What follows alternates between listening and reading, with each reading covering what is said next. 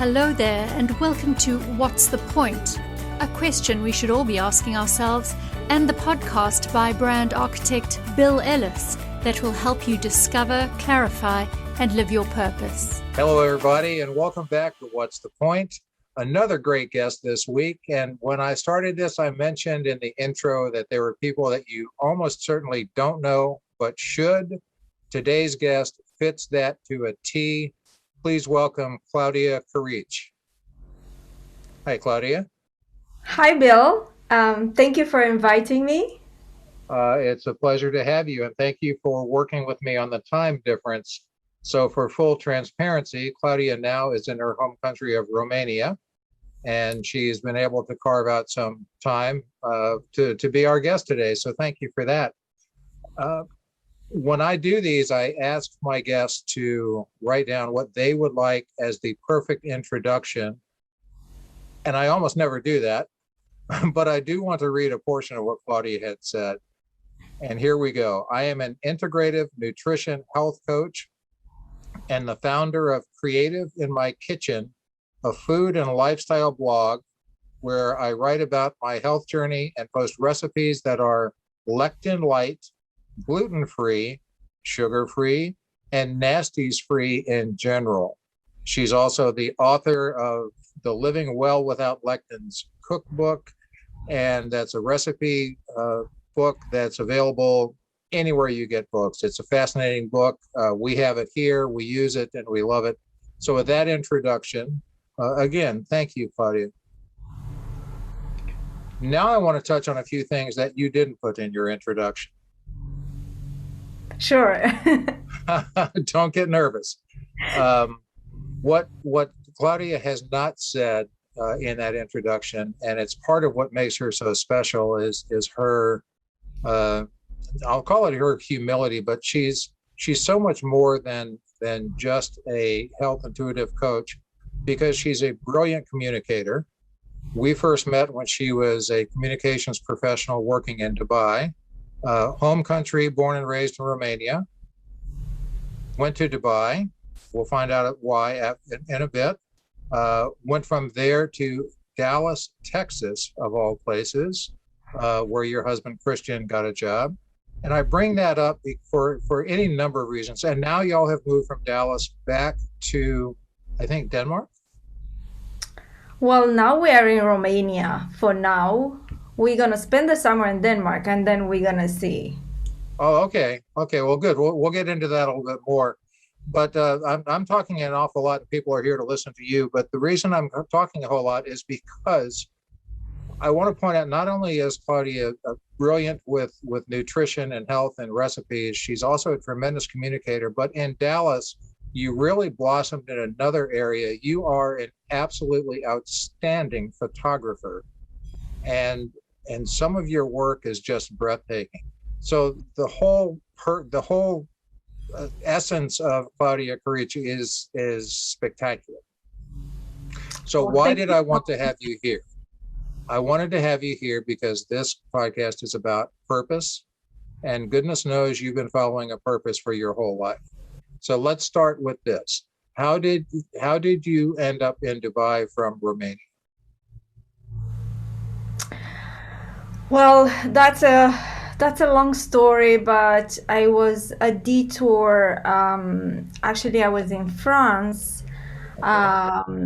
with my ex-partner, and then from France, a little bit in Central African Republic, and then to Dubai. So yeah, it wasn't directly from Romania to Dubai, and it wasn't a place that I chose. It just happened. I went there, and I wasn't even planning to stay, but I just gave, I was thinking like, okay, Dubai, maybe I find a job, let's see. So I just applied, like at that time, I even remember it was an announcement in a newspaper, in Gulf News, I think. Mm-hmm. So yeah, I applied for that job, and I got it. So I got a job like 3 weeks after I arrived in Dubai. So then I decided to stay. Okay. So yeah, it just happened. Like it wasn't something that was planned. It wasn't something I wanted, some place I wanted to go. I didn't know anything about Dubai. So, Well, that's what I think is very interesting. And a lot of my listeners talk about travel, but to just kind of see where travel takes you is a very interesting trait of yours. So when you say it just happened, how did you just happen to get from France to Dubai other than through Africa by plane? What were the it was, circumstances, if you're comfortable in sharing that? yeah, it was just my ex-partner that went there, and I went with him. And then from there, it just, yeah. Okay, so you were very comfortable just going with the flow and seeing where it took you, which Yeah, is, and it wasn't, I was going there as a tourist, so it wasn't anything like, oh, I'm going to Dubai, I'm gonna live there, I'm gonna look for a job. I didn't know anything, and everything actually I knew about Dubai was wrong. If you know what I mean, like whatever was you could find out about Dubai at that time, it was I think 2008. It was just not the real Dubai I got yeah. So your to perception and I'll say the media coverage or the general impression of Dubai was not accurate based on what you found out when you got there. Yes, not at all. Not accurate at all. Okay. So what did you find so fascinating about Dubai that you thought, hey, I'll try to get a job and stay here for a bit? Well, the fascinating thing, I think, all the fascinating things about Dubai, I think I discovered later on. Okay.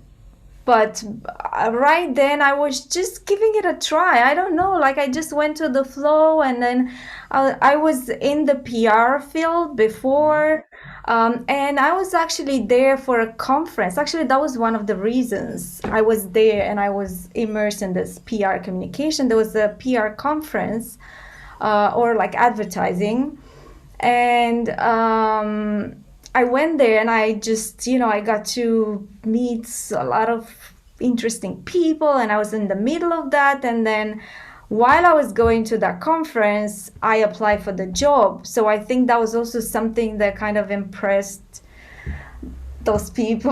And, Okay. just kind of, yeah, I got the job. It just, everything happened so fast. And when it wasn't really part of any plan. I don't Okay. know how to say, just the flow. Well, again, I think that's a trait that I certainly don't have. I'm a little bit more uh, intentional with where I go and when I go, and I'm a little bit more cautious. So I think that kind of, I'll use the word free spirit, or at least that open to new things. I think really defines what makes you, to me, so incredibly interesting. So when you were in Dubai, if I'm not mistaken, you met a man there who Yes.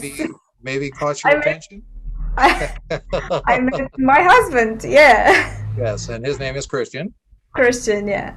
and he was there working. He is originally from Denmark. From Denmark, yeah. Okay, well that's so. See, there's always, I believe, a purpose to where we go, and sometimes we just, like you said, have to go with the flow and believe in our higher power, whomever we think that is, the universe, whatever, and just go with where life brings us, and learn to be open to appreciating those gifts. So it wasn't too long after you and I had first met that Christian and his work was transferred to Dallas, Texas, here in the US. So now you've gone from Romania with a few stops to Dubai to the US. Those are some pretty significant changes in culture and in lifestyle. Share with me how that works with you. I mean, I think it works for me very well. It suits me. I've okay. always been in search. Um, I like to explore new places, new cultures, but I'm not the usual traveler. So I'd rather stay in a place for a longer time and just get to know the place. Okay. really well, and then move on. Although that has the, it's not always nice because you make friends and you love the places where you go, and then you have to leave. So that's hard, but I guess it's part of life, and there's always a part of change that it's not comfortable. So, but I think it suits me, just to change. Well, it certainly has. I'm sorry to interrupt. It certainly has helped to define who you are and what you're doing, because being open to the various differences and challenges, and rather than challenges, opportunities that you see, it's really helped shape who you are and what you've become. I'm going to get to your health initiative here in just a minute, but first I want to talk to you the subject of you as an exceptional photographer. So when you got to Dallas, you opted not to jump right back into PR, but you did. Was it a newfound passion, or was it just reigniting something that you already loved, your photography? I think I always loved photography. I've always been the one that had a camera and take pictures of everyone. And even when the cameras were like really small and no one else had a camera, so I was the one in the group that had one. When I was a little child, my dad tells me that I was always like kind of pretending I take pictures, and I was going like chick chick to people, like, I mean, so there must have been something that was fascinating. At that time, there weren't people with cameras everywhere, that's for sure. And but the passion for photography, I found it in Dubai. Oh, okay. Yeah, it was in the context of my job. Actually, it was one of the events at Mojo, where I just saw those girls that were there, like some bloggers, and they were taking pictures, and they were taking such nice pictures. And I was like, oh, I'd like to do that, because, I was taking pictures, but with my phone. Hmm. And they were having these cameras, and I was like, oh, that's so nice. I could do this. So then I went and I bought a camera. Okay. And I started to do, I had a little blog where I would just record and just post whatever, yeah, projects I did, like personal. And yeah, that's how it started. Okay. And again, for full transparency to my listeners, they may have put this together when you just mentioned Mojo PR, which is where you worked, which is where I met you, because episode number 20 was my wife and the co-founder of Mojo PR, Tara. Um, so you had the photography bug since you were just a tiny little child. That's amazing. I think so, yeah.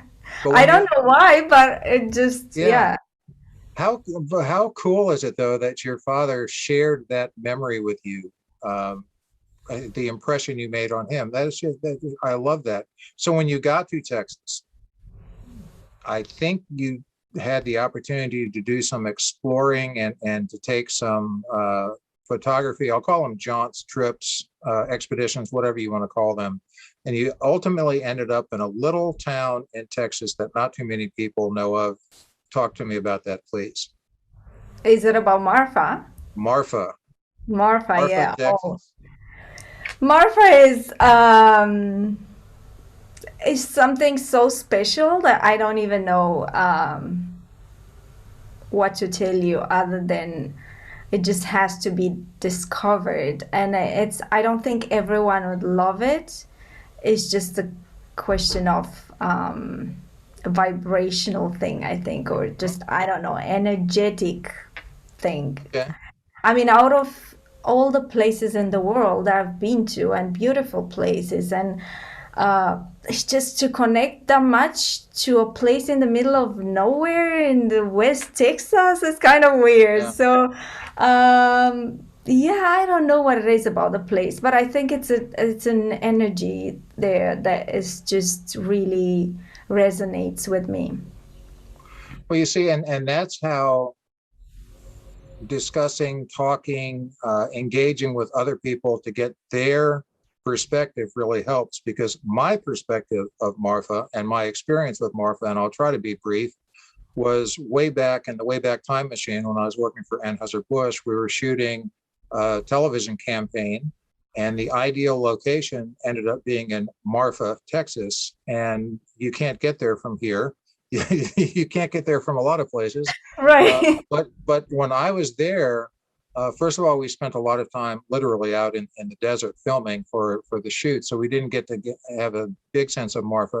And the only thing I knew about Marfa is that it was the location for a classic movie called Giant.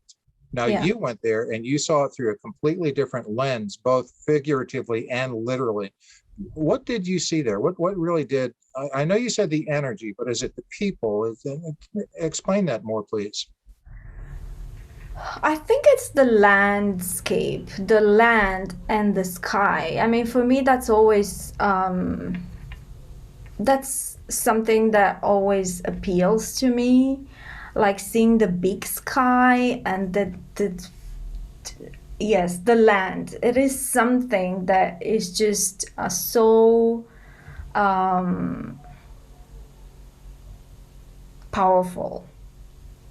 It is. It is. The moment you approach Marfa, you just feel something. Honestly, it is. You have to experience that Yeah. to understand what it is. And I don't know if everyone who goes there will experience the same thing, but I heard of other people that went there and they had the same. Hmm. The people, they love Marfa, right? Well, the landscape and the sky and the sunsets and the sunrise is why we went. We went for the location, and it was long hours, and we didn't have a lot of chance to get to know that many folks. And there is something about the sounds. I remember first time I went there, one morning I woke up early to take pictures. So, as a Yeah. photographer, you go out, you go very early or like during the sunset. And it was just, I have a video, and sometimes I go back and I listen to the video. So there's this church in the center, the central part of Marfa. And there was someone playing the piano, and there were the birds everywhere, and there was the silence and the sun and the light. I think that's something else. It's very important, the light. So, and it's just quirky. It's just, I don't know. And because a lot of artists went there, I guess they just put their print on it. So it is a kind of an artsy place while being very, there's a lot of ruins. There's a lot of houses. There are like, not many streets like, so yeah, it's just the train crosses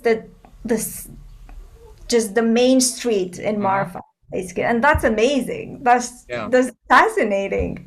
Something new to you. So yeah, so from the time that I went there to the time that you went there, it had become a bit of an artist community, because it certainly wasn't when I went there. And my feeling when I first got there, I was literally in a 4-seat plane as a passenger. We were landing at night on a gravel runway with one light on a pole. And my first thought was, I hope this guy knows how to land this plane. So a little bit of a different approach. But did you contribute to a book? Didn't someone write the history of Marfa and used your photography? Actually, we did. My friend and I went to I went there for the first time with a friend that is also Romanian. We didn't know each other. She was a professor at the university in Texas, and she's also an artist, a painter. So I met her. She's Romanian, so we connected through Instagram. And then we decided both to go to Marfa. So we just met for a very first time, like when she came to Dallas from Houston to pick me up, and then we went and drove from Dallas to Marfa. And we spent there a few days, and it was just, and then we decided to, because we had so many interesting adventures, we decided to write a book. So yeah, we wrote, she's also a writer. So yeah, she wrote the book, we wrote together the text, and we put the pictures together, and then we self-published the book. So that was the first time I ever published a book. Well, again, I think that's terrific. And what I want everyone listening to pick up on here is go to Marfa if you're so moved. But what really I find fascinating is how open you are to just following the opportunities and making the most of it. I mean, who would have thought that two Romanian women would have fallen in love with, first of all, found, but secondly, fallen in love with Marfa, Texas, and then decided to make a book about it? That's terrific. So that was when you became officially a published author, as opposed to all of the communications that you'd written professionally. So let me come back to where we started, and that is what's ended up in your book, Living Well Without Lectins Cookbook. So that's your second and perhaps more impactful book. So between really discovering Texas and photography the way you did through tremendous vision and seeing things there that many of us don't, you also awoke to a bit of a health journey. Share with us your journey to this healthier lifestyle. Well, that started after I moved to Dallas. I just had some I don't know. I think this move kind of had my body just going a little bit crazy. So and then also I moved to the US, so I started a little bit to kind of I wanted to experience all the cuisine and all the interesting things that American cuisine has to offer. And yeah, I just felt like I wasn't feeling like myself. Like at one point, I was just I was gaining weight, and I was feeling like a little bit off, you know. And when I went to a checkup, the doctor told me that I'm fine, and that I think I was 38 or 37-ish. And he said that I'm approaching the 40s, and then it's normal that, you know, my health will decline, and I'm like, okay. Yeah. I'm just, you know, I don't know what to think. I was for I don't know, a few weeks, I was a little bit like sad and anxious, and after that I decided that I kind of want to look into it myself. I just didn't want to accept that that's kind of, from now on, it's just gonna be some kind of downhill journey for me as a woman. So so yeah, I just, again, I think I really believe in this this flow and this kind of openness to receiving answers. So the moment I kind of questioned all these things and I started to look for answer, I also received the answers. And you know, they usually come in this form, like, you know, a Facebook post by someone and an interview of someone that resonates with you, a voice that kind of speaks to you. And then that's how I discovered Dr. Stephen Gundry. He had just published The Plant Paradox, which was the book that started everything. Okay. So when I read that interview, it was just, it kind of explained some of the things that I was going through. I ordered the book, and yeah, that's how it all started. Okay. So you ordered The Plant Paradox, and was the Plant Paradox cookbook available at that time as well? Did you order that, or did you start on your own? That was the first book after a long time. He had published a book in the past, but just many years ago. And then the book had a section also with recipes, but it was just a health book. Yeah. So what did you learn? What did you No do? pictures, nothing. The book was complete, like, text. And I learned a lot of things of how our bodies work. And I was never into diets or I was completely unaware of everything that happens in this world. I didn't even know paleo. Like, I didn't know anything. Like, and I was at that time, I don't think I had unhealthy habits. I was actually doing yoga every day, and I had a good practice, and I was eating healthy by many standards. But I didn't know anything about the human body, nothing. So then that book kind of opened my curiosity, my interest to, okay, oh, so this happens when you eat certain things and so that explained a lot of my issues. That's why I think it spoke to me. Okay, and let me just make a quick clarification here because I know when I speak with some people, and I'm nowhere near as educated as you are, but a very simple but important point of difference for listeners is what our diet is. When we talk about diet, it doesn't mean what we normally think of as dieting.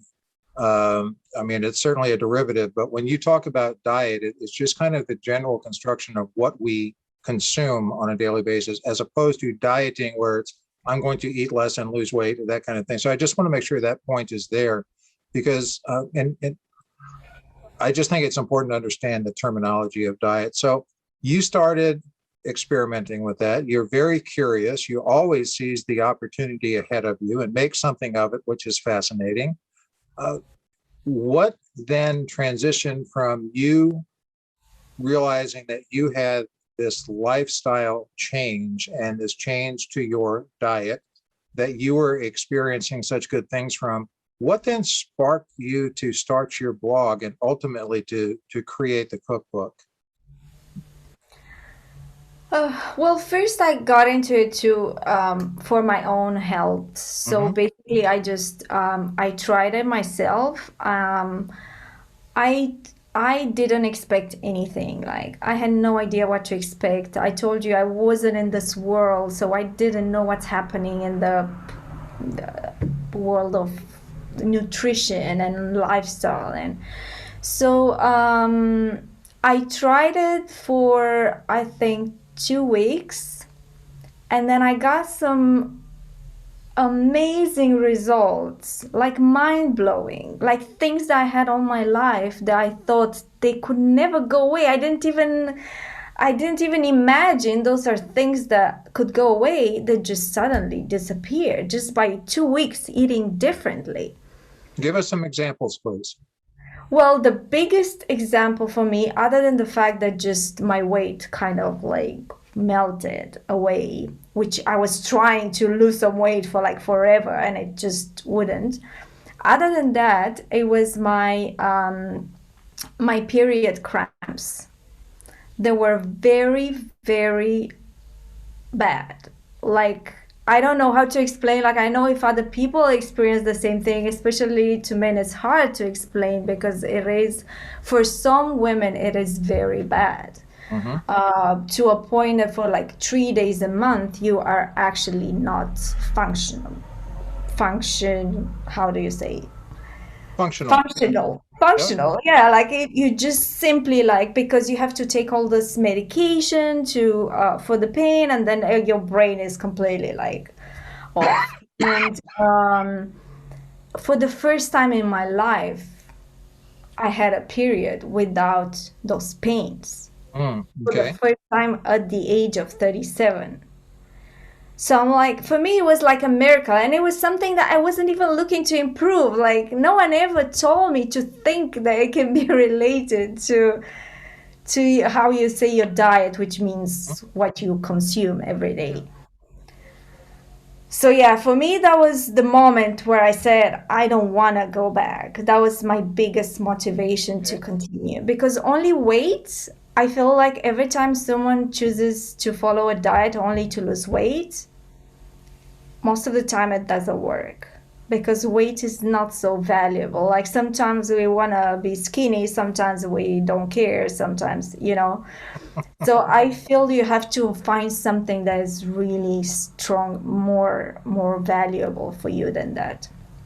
So for me, that was the point where I thought, okay, this really works. Yeah, there's something to this. But then you took that, excuse me, and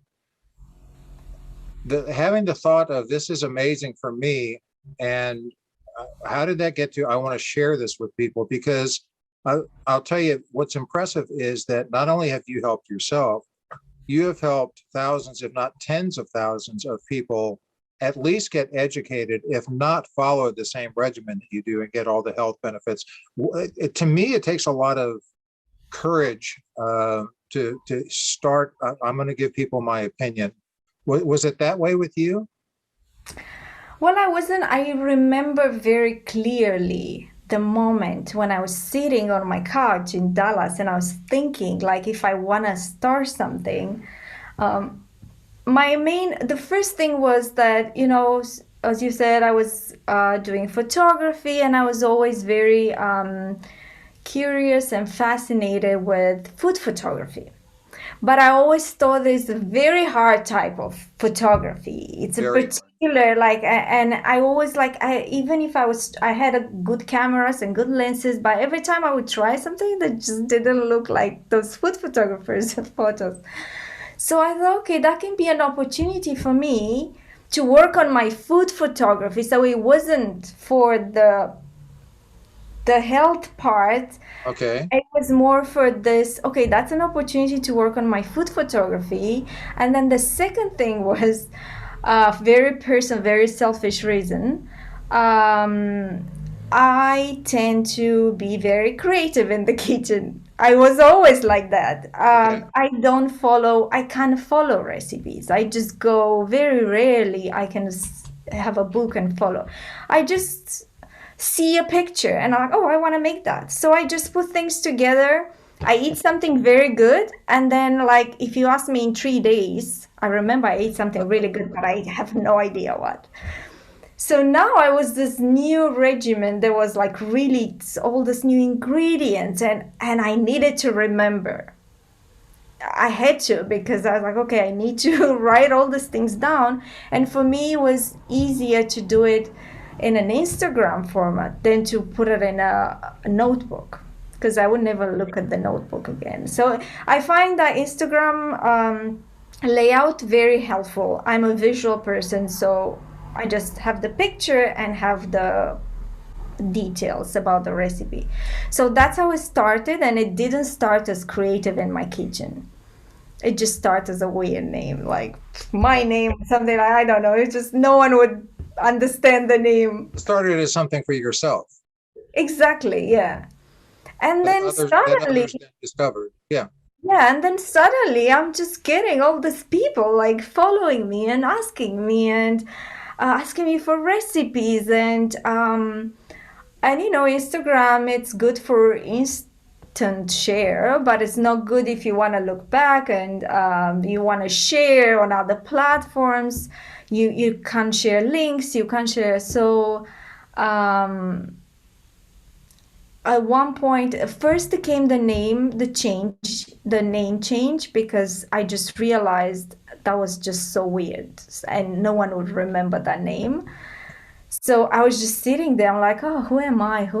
What's like, I was thinking of this figs and olives and, all this kind of like weird names and forks and I know what. And then I just realized that I felt the most comfortable at my kitchen's table or somewhere where I'm close to the kitchen. Mm-hmm. And that's always been the case. So, and I feel creative in that space.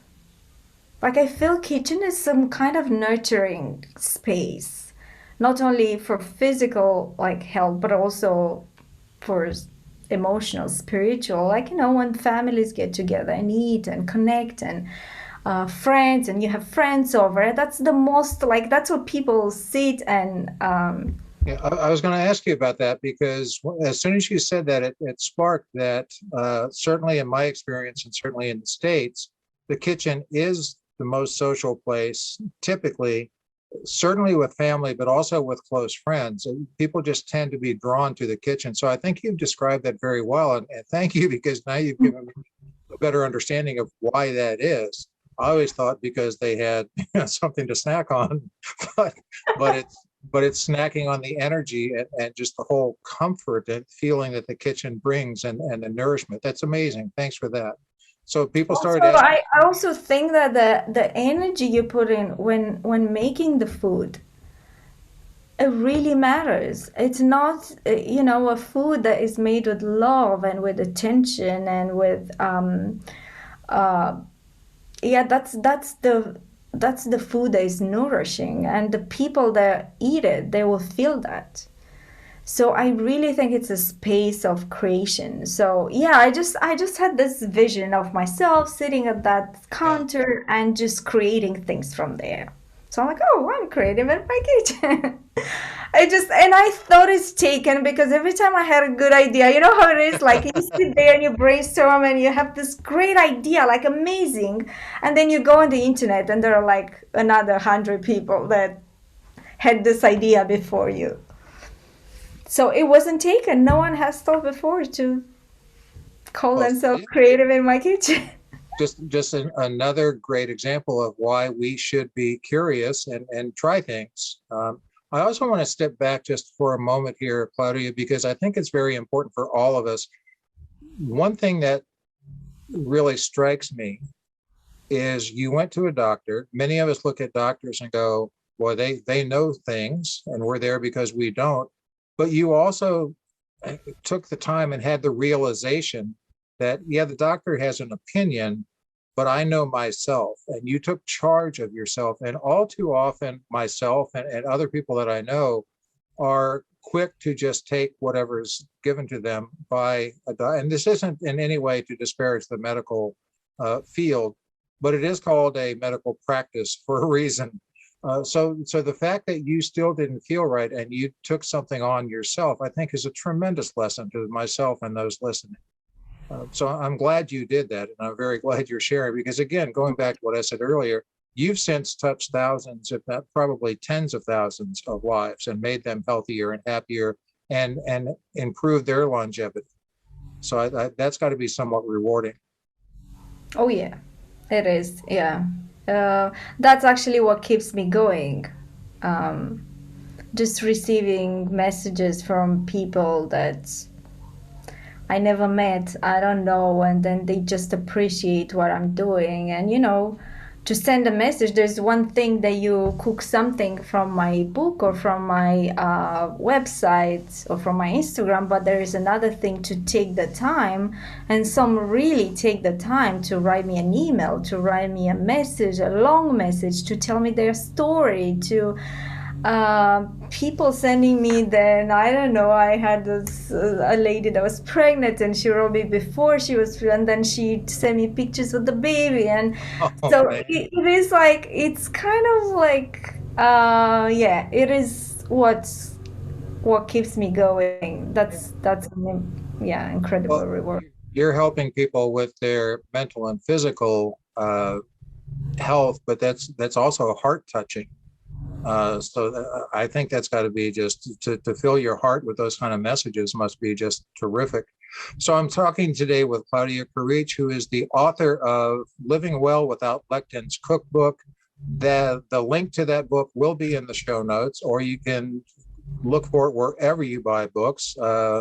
It's an internationally available book, and it's amazing. Let me take a quick side trip, because when you were still in Dallas with Christian, uh, my wife and I ended up at a business meeting in Fort Worth. And Tara said, if we're going there, we need to get in touch with Claudia and Christian. And we ended up having the chance. Thank you for coming down to Fort Worth. And we spent the afternoon together at the Fort Worth stockyards. For the listeners that aren't familiar with that, it literally is the stockyards with longhorn cattle and cowboys.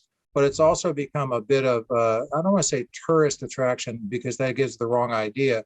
But there are restaurants and bars, and it does bring a lot of people because you get a sense of the Old West. And I bring that up just because I found it absolutely hilarious that the four of us, you being Romanian, your husband being Danish, my wife being South African, and me, the oddball American, walking through restaurants and bars, and people going, "Y'all aren't from around here, are you?" That was just a wonderful afternoon. How did you assimilate that dramatically different culture in Texas, which is in many ways different from Dubai and even more ways different from Romania? How do you integrate that new culture to yourself and what you're used to? How do you take that in? Honestly, I mean, we absolutely love Texas. But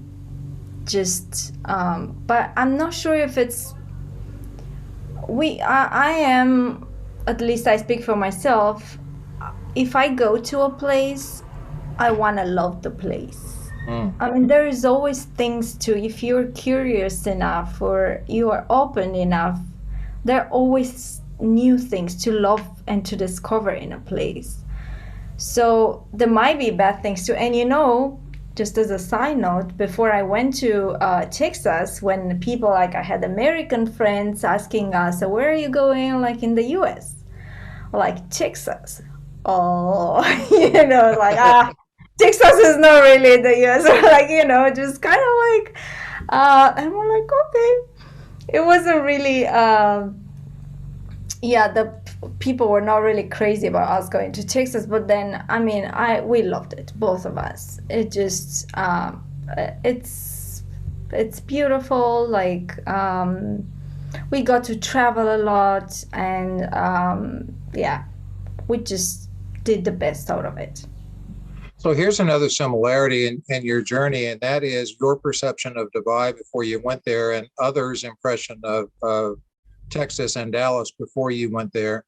And what a difference it does make, as you said, to be open, to be curious, to look for the good, to find similarities, to discover things and the positive of things that you're not used to.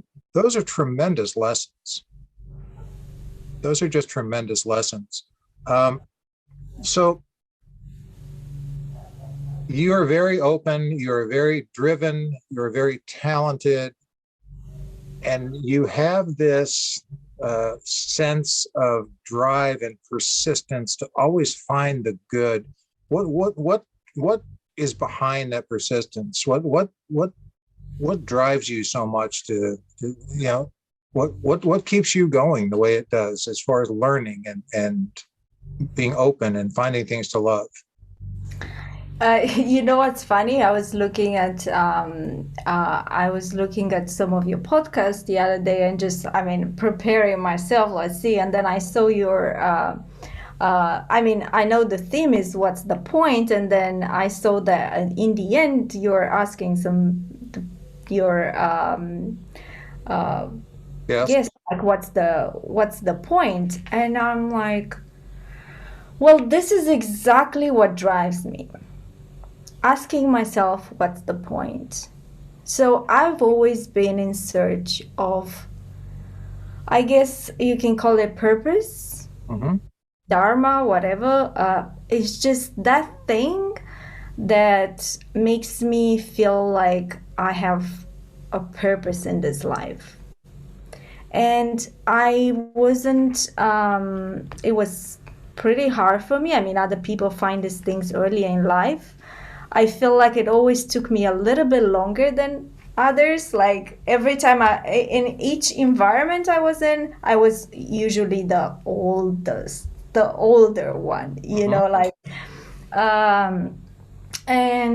but I guess that was, and I had to try many things, like, and every time I try, now when I look back, I tried even fashion design. Like, I was like, okay, maybe I want to do fashion. Like, I have no talent. Like when it comes to drawing, it's like, but maybe I learn. Maybe I have some hidden talent. So I actually went in Dubai. I went and I took drawing lessons and fashion design, and then I discovered like, okay, that's I mean, but I enjoyed the process, and I think I learned a lot in the process, and I think taking those steps brought me where I am today. Like, which might not be the final destination. I'm sure it's not, because I'm still searching. But for the first time, I felt by doing this that I'm closer, Mm-hmm. that there is something to it. Well, again, that is a terrific insight. We're going to come back to that more towards the end of our time together. But excuse me, is there anything at this point in your life or in your travels, professionally or personally, that you would look back and say, "Boy, I would do that differently"? No. That's all you have to say. I didn't think so. Why? No, I often think about that, and no, because if I didn't experience even the worst things that happened to me, if I didn't experience them, I mean, those were my biggest teachers, first of all. Like, that's where I learned, like, to be more resilient, to like, I mean, life is not easy. All the story is not easy all the time, and we kind of have to learn how to live this life, right? So you don't learn unless you go through some experiences that are really transformative. And usually the most transformative experiences are the ones that are really hard. The most difficult ones. Yeah. Yeah, whether it's our own actions or whether it's the influence of others or whether it's just general circumstance, the experiences that are the most difficult give us the opportunity to learn the most and to benefit the most from them. And that is why when I said, "Is there anything you regret?" I wasn't at all surprised when you said no so fast, because of your nature to say, where can I find the good in things? And not lament and not regret the past. And that's pretty much amazing. So if you were to give a few pointers, I'll just throw the number 3. If you were to give 3 pointers to anyone in general about following your heart, being curious about life, what are 3 points that you might, or however many you want to come up with, that you would throw out for people just to benefit from your experience? I think the biggest thing is this: approach everything with curiosity. Like, try to find out, like, anything. Because I mean, we all have preconceptions, and we all have our own, like, judgments and opinions, and for certain education and a certain influence of a certain environment, and if you go always knowing, you think you know everything, and you think already this place is good, this place is bad, this place because I read it somewhere, or like the media tells me. That's the worst thing, like, to believe what the media tells you about a place. And I've experienced this, or about a thing in general. I've experienced this every time I moved. Every time I moved, what I found, it was so different than what I thought it was, or what. I don't know if it's only me, this I don't know, because of my approach, or in general people find that. Mm-hmm. So I'm not sure, but it is because wherever I went with curiosity. I wanted to learn the place. I wanted to understand the people. I wanted to find out what's new. What is something that's new here that I've never had I've never met in my life before, never. So I guess it's also my education is sociology. I really loved anthropology in school, so I was really kind of dreaming, seeing myself just going and exploring new cultures and tribes, and I never got to do that as a job or Yeah. as a profession, but I guess somehow that is still in me, and that kind of helps me to navigate this world. Yeah, and thank you for sharing that, because it's you have spoken so eloquently and so on target with why I've started this podcast, which is based on what I call the purpose principle, which is our starting point really has to be our purpose. And our purpose, we may not have clarity on. Our purpose will evolve. But if we don't have that purpose, we can't ignite our passion. And it's our passion that as soon as we start to get closer to our purpose, it's that passion. And then that's why I asked you earlier about persistence, because we have to keep at it. So your part of your purpose, part of the evolution of your purpose, is you were intrigued with sociology and anthropology and seeing different, I'll call it civilizations for lack of a better description.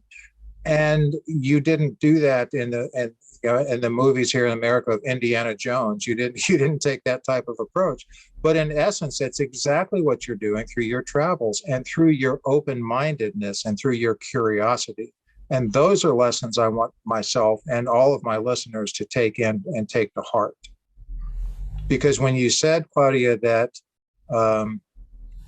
if you just take the media or anyone else at face value, you're doing it yourself. We're doing ourselves a disservice.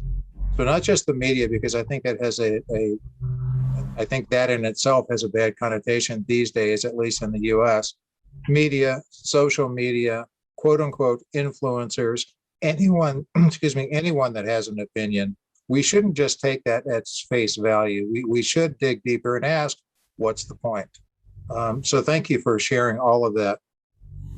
So you're now in Romania, but you're going back to Denmark for the summer. What's next? You said you're going to contemplate. You and Christian are going to kind of contemplate between now and the summer.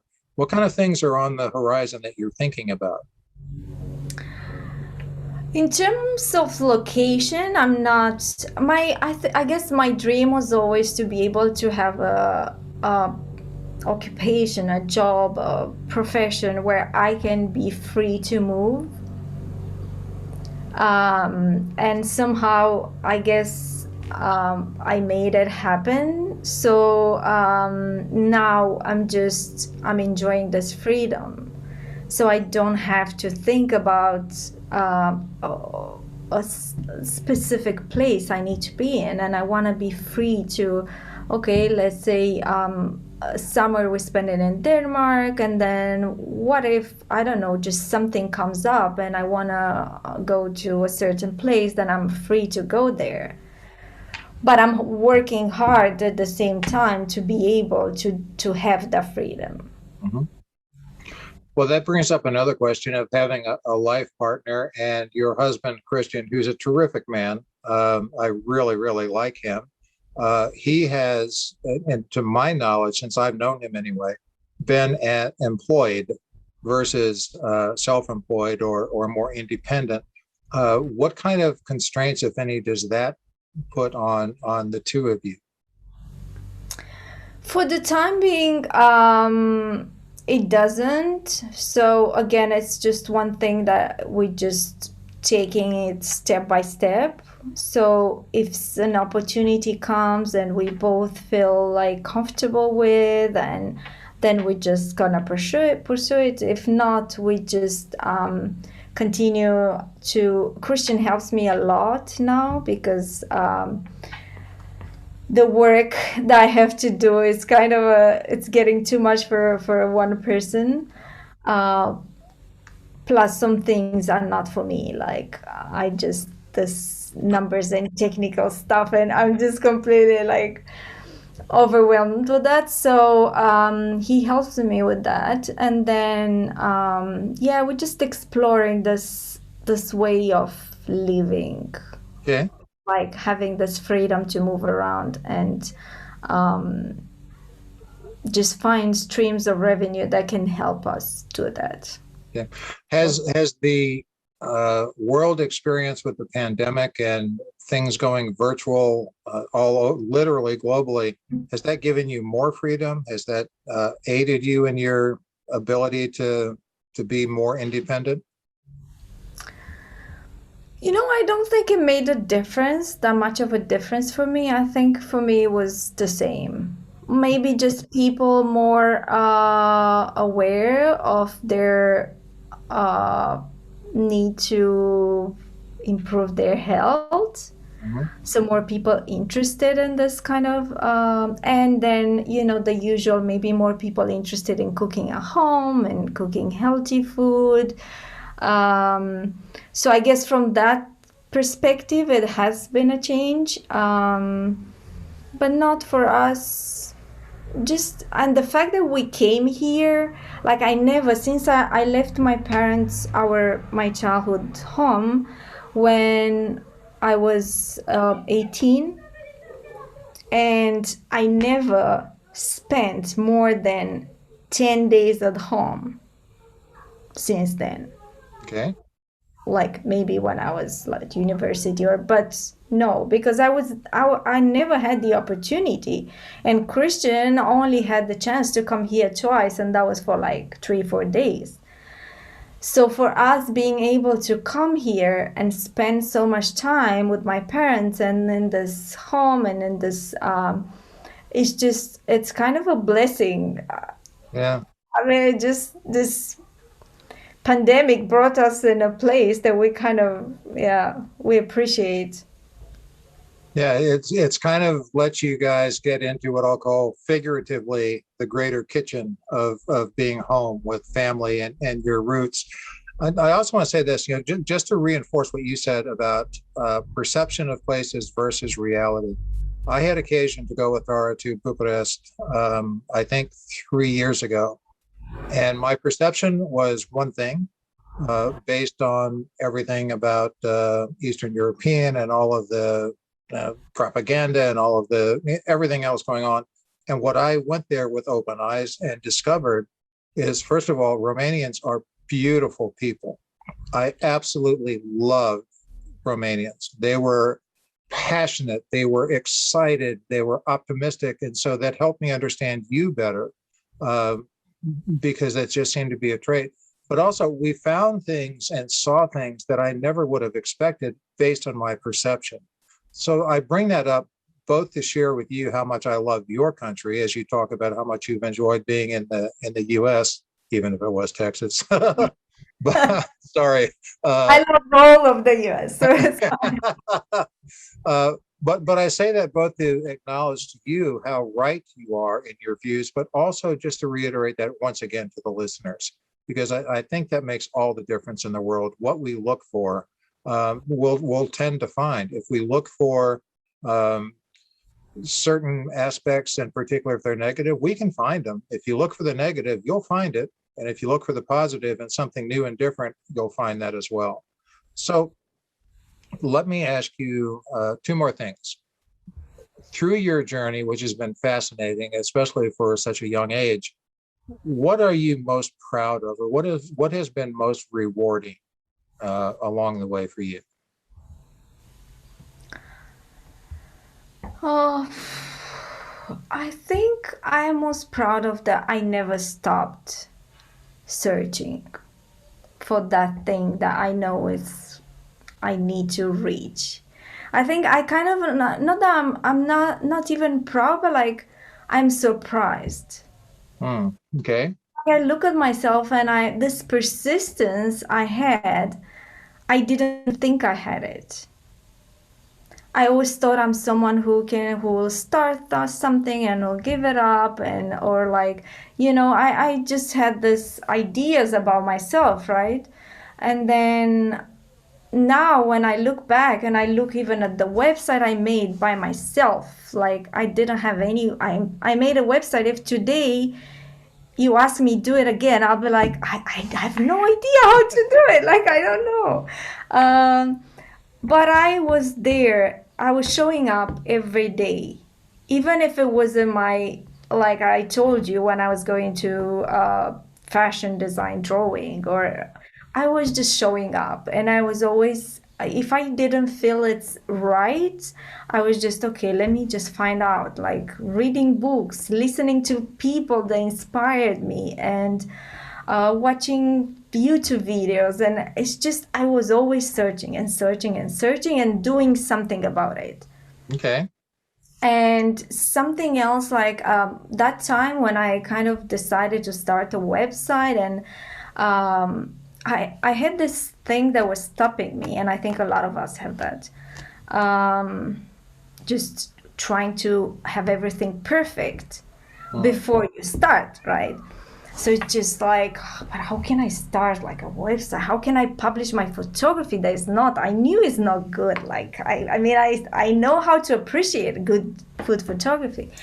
So, but then I read, speaking of podcasts, and I remember there is this photographer, Rachel, it's her name, but I don't remember her last name. And she had a podcast. And I just listened to a few of her episodes, and then she had that message for me in that voice that I needed to listen. And it was about that. Start. Don't wait to be perfect. Just no matter if you have an idea, just start, execute it, do it. And I remember that's when I started.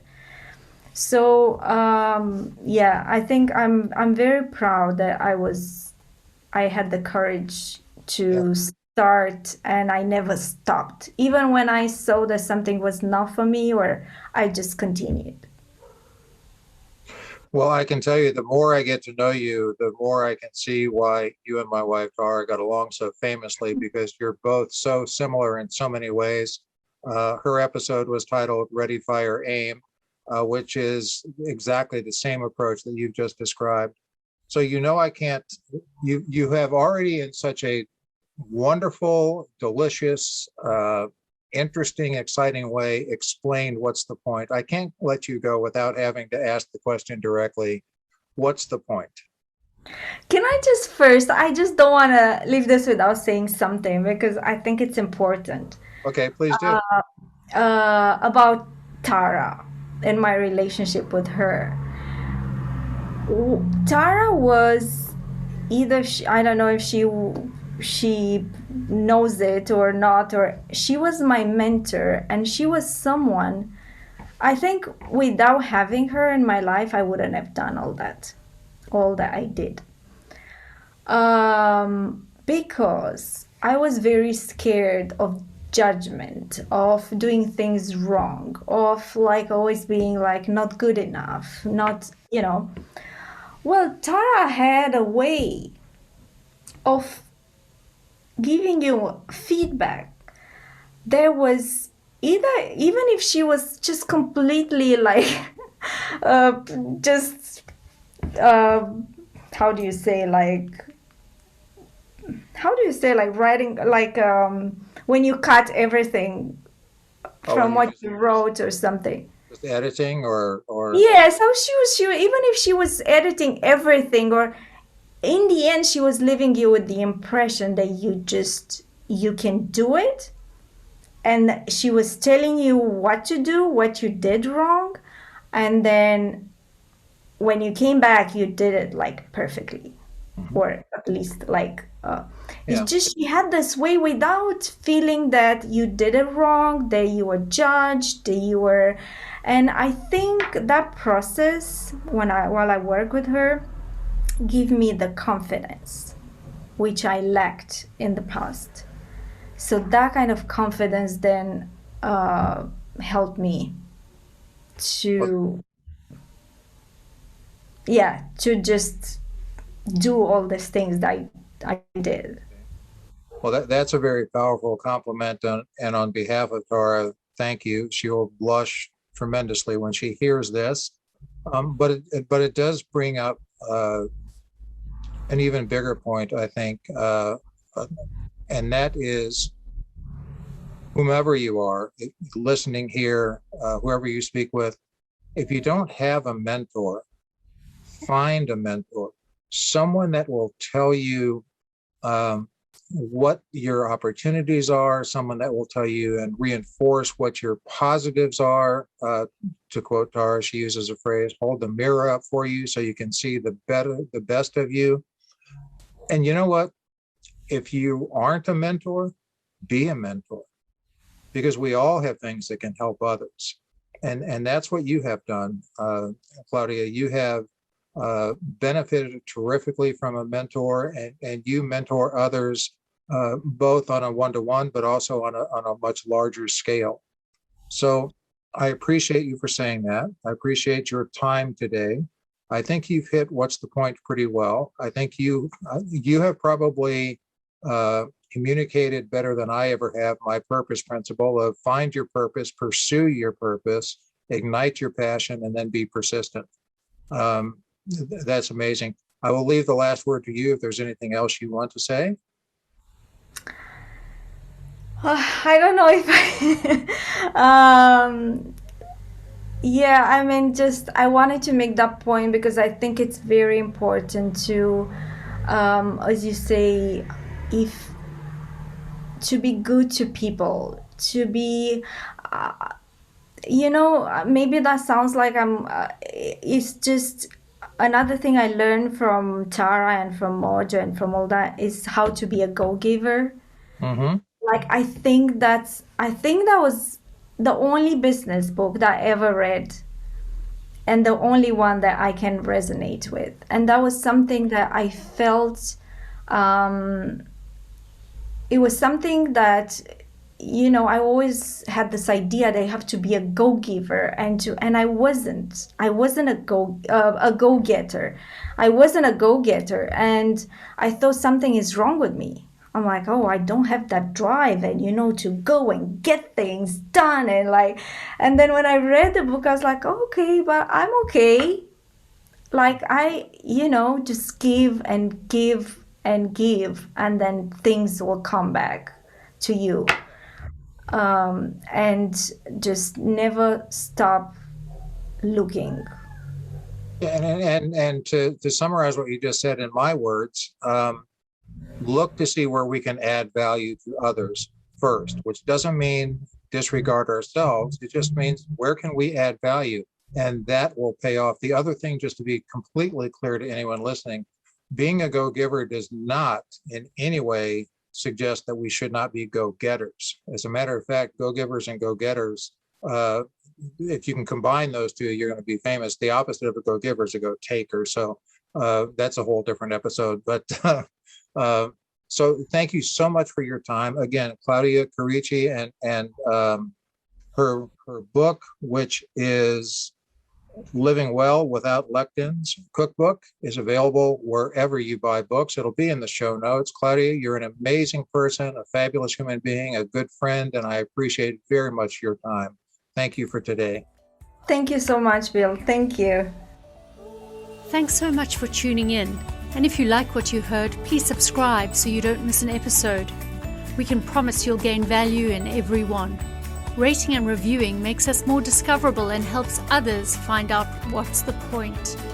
And if you'd like to know more about Bill Ellis or contact him, please visit his website, www.brandingpillars.com. See you next time.